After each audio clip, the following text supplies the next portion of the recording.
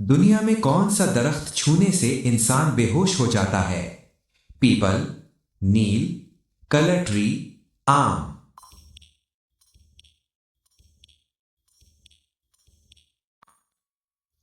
सही जवाब, colour tree.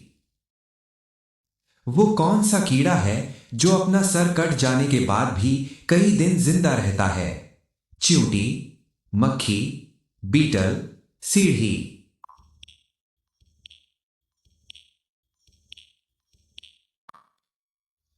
सही जवाब, चींटी।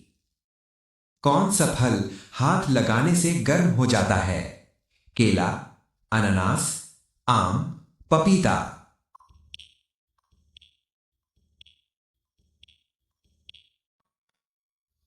सही जवाब, अनानास। इंसान के जिस्म में सबसे खतरनाक हड्डी कौन सी है?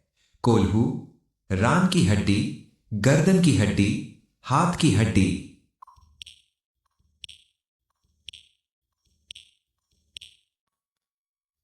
सही जवाब, गर्दन की हड्डी।